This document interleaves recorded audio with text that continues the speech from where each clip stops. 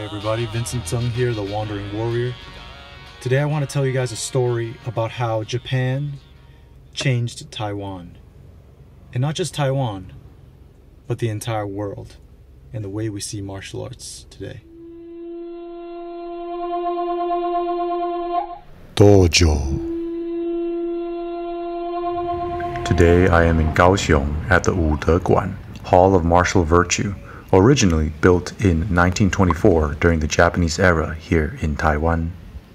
After a brutal conquest in 1895, they set about modernizing this place, and their impact has been immense. They influenced our customs, cultures, languages, and expanded upon late Qing infrastructure to turn Taiwan into a model colony. Roads and rail, airports, plumbing, electricity, industry, schools, and martial arts education. You heard me right. Kendo and Judo became mandated in boys' education to instill a Bushido spirit. It was part of the cultural assimilation process as well as imperial indoctrination. They wanted men that were compliant and disciplined, but also athletic and martial in spirit. This makes for good soldiers. Originally, the practitioners and instructors were Japanese police, but these imported martial arts began to take root. Taiwan became awash with Japanese blades, and today's Taiwan Judo and Kendo are both quite good. Until Japanese occupation, martial arts in Taiwan were exactly that, combat skills. Hakka and Holo villages, as well as indigenous people, practiced methods for fighting using archery, guns, blades, spears, and so on. Things were taught at a temple or clan house courtyard or in a kuba, or while outdoors as part of hunting. Fighting was meant to kill. With Japanese conquest, Taiwanese martial traditions were suppressed, weapons were restricted, and the local sword and gunsmithing industry was destroyed.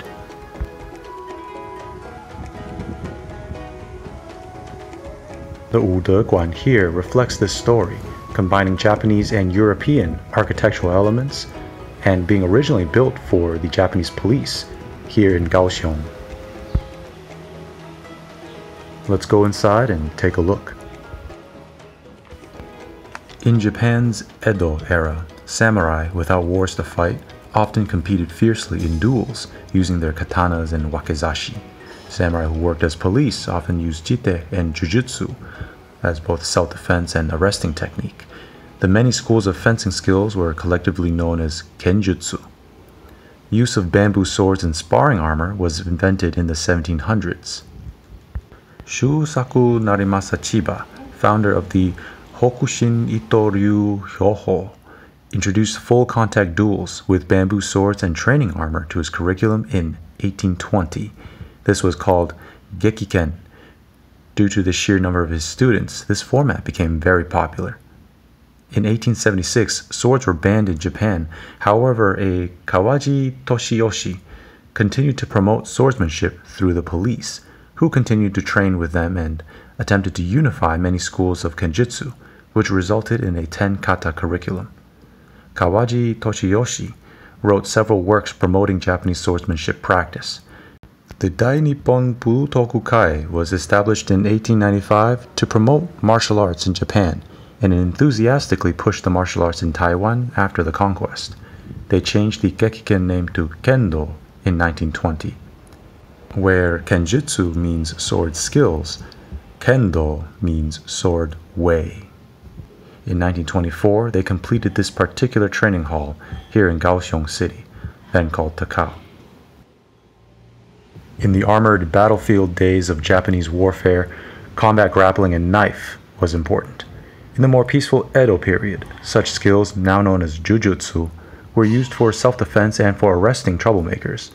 This had as much to do with the armored warfare heritage, as well as the legal policies around what could and could not be done to a samurai during arrests. By the Meiji era of Japan, the schools of jujutsu were considered old-fashioned and dangerous. Japan was westernizing, and high society looked down on these things. However, a young and weak Jigoro Kano became obsessed with jujutsu due to his newfound empowerment training the martial arts. Jujutsu, which was not even a universal name then, means gentle art or skills. The gentle comes from the realities of grappling, where it is more efficient to control the opponent through using clever setups and using their momentum against them rather than muscling everything. This manifested in Kano's philosophy of Seiryoku Zenyo, maximum efficient use of energy. This is why in Judo the concept of kuzushi, or unbalancing, is so prominent.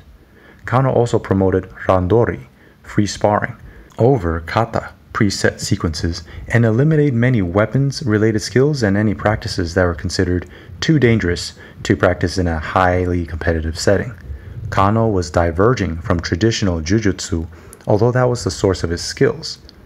As with kendo, the name judo, gentle way, has a philosophical element, a way as opposed to a set of skills. Kano was adamant in promoting his other great philosophy, jita kyoe, mutual welfare and benefit. This wasn't just about killing people, it was also a combat sport and spiritual journey. In 1882, Kano founded a dojo at a Buddhist temple, and 2 years later, it was recognized as the Kodokan, place for expounding the way. Due to its practice methods and Kano's vision, judo came to dominate fighting tournaments hosted by the Tokyo Metro Police Department, and thus the Tokyo Police adopted judo as their martial art. Eventually, judo was also pushed in Taiwan alongside kendo, and since then has gone to become a key part in the creation of sambo in Russia and Brazilian jiu-jitsu. Japan was seeking to both westernize and find a modern expression for Japanese culture. They came to admire the West's development of school sports and gymnastic programs, which assisted in creating strong bodies and cultivating the kind of nationalism that assisted in their imperial ambitions. The Japanese martial arts weren't just tools of colonization in Taiwan and Korea, however. They influenced the whole world. Today, when we think of training martial arts, we often think of a dojo-like setting with uniforms and belt rankings. Of the three popular Olympic wrestling styles, Greco-Roman, freestyle, and judo, one is Japanese. When we think of swords, katanas often come to mind, and of the two most popular fencing styles, kendo is Japanese. By not being colonized and promoting their culture abroad through conquest and soft power, Japan has molded the global perception of martial arts practice. Think about it. The power of the dojo. I hope you enjoyed this video. Thank you for following me on my journey. I salute yours. Peace.